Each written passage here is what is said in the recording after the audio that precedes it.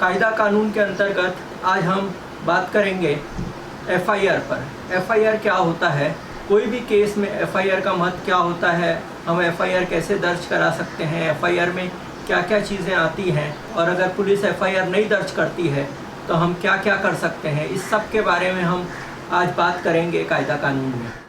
तो जैसा आप देख रहे हैं, एफआईआर पुलिस रिकॉर्ड करती है। सीआरपीसी क्रिमिनल प्रोसीजर कोड है 154 सीआरपीसी के अंतर्गत एफआईआर दर्ज किया जाता है। तो ये एफआईआर होता क्या है, अगर कोई भी गुनाह होता है, कोई भी अपराध होता है, तो अपराध होने के बाद सबसे पहले उस अपराध की सूचना जो पुलिस को मिलती है उसको एफआईआर कहा जाता है। लेकिन ये एफआईआर सब बड़े जो मामले होते हैं, बड़े बड़े अपराध होते हैं, उनमें एफआईआर लिखाया जाता है। छोटे छोटे अपराधों में एफआईआर नहीं लिखाया जाता है, वो एनसी लिखाई जाती है। तो एफआईआर कब लिखाया जाता है, तो अभी जैसे कि चोरी हो गई या कहीं डाका हो गया, कहीं पे रेप हुआ, मर्डर हुआ, ये ऐसे जो बड़े बड़े अपराध हैं, ये कानून में लिखा हुआ है कि कौन से अपराधों में एफआईआर लिखाया जाता है, कौन से अपराधों में एनसी लिखाई जाती है। इसमें बहुत बड़ा दोनों में अंतर है।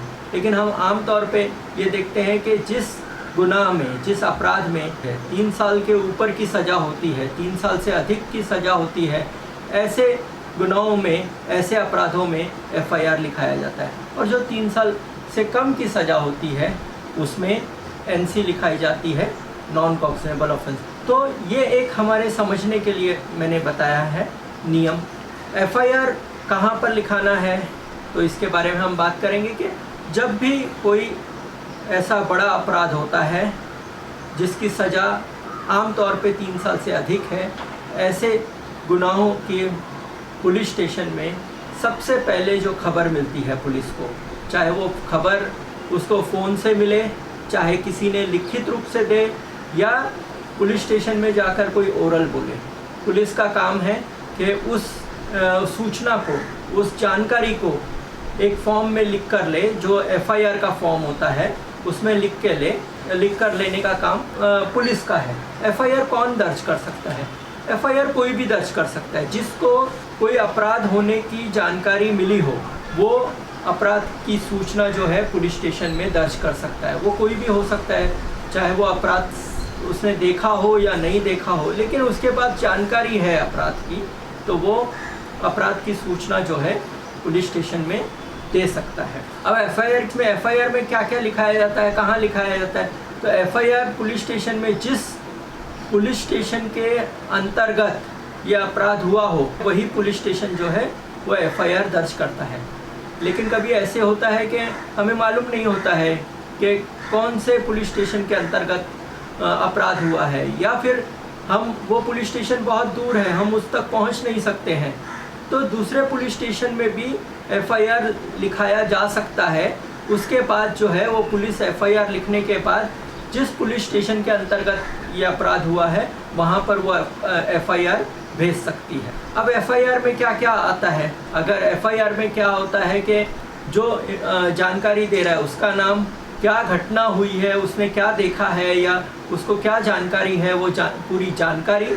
अगर अपराधियों का नाम मालूम है तो अपराधियों का नाम, कुछ अपराध करने में कोई चीज़ें, हथियार या कोई चीज़ें इस्तेमाल हुई तो उसकी जानकारी, अगर आरोपी का डिस्क्रिप्शन दे सकते हैं तो डिस्क्रिप्शन की जानकारी, ये सारी जानकारी जो है वो एफआईआर में लिखी जाती है। अब ये बहुत बार ऐसे होता है कि हम पुलिस स्टेशन में जाते हैं और एफआईआर लिखाने के लिए जाते हैं, लेकिन पुलिस एफआईआर लिखने से मना कर देती है। या फिर कभी कैसे करती है कि हम, गुनाह तो बहुत बड़ा है, उस पर एफआईआर लिखना चाहिए, लेकिन पुलिस एनसी लिखकर भेज देती है, या फिर एफआईआर लिखने से टाल मटोल करती है।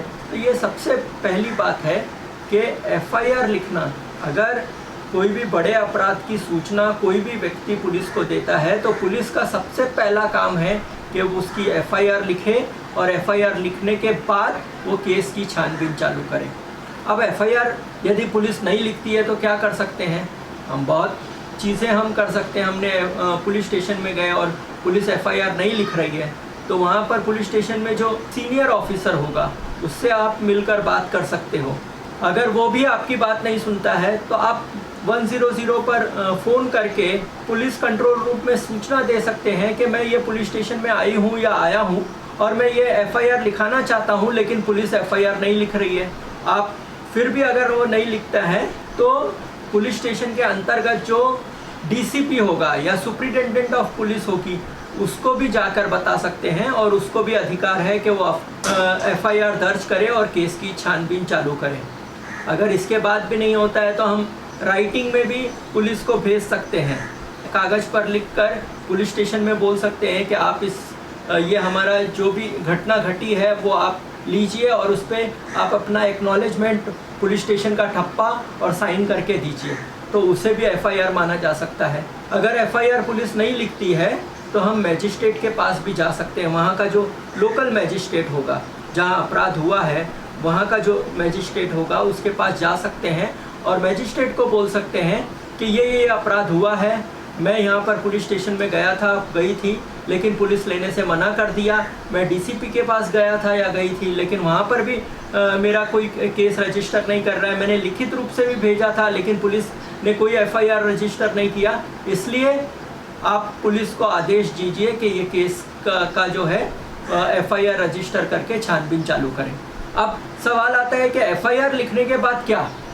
तो एफआईआर लिखने के बाद पुलिस का काम होता है कि वो एफआईआर की जानकारी 24 घंटे के अंदर जो है वो मैजिस्ट्रेट को पहुंचाए, मैजिस्ट्रेट को दे कि हमारे क्षेत्र में ये ऐसा अपराध हुआ है।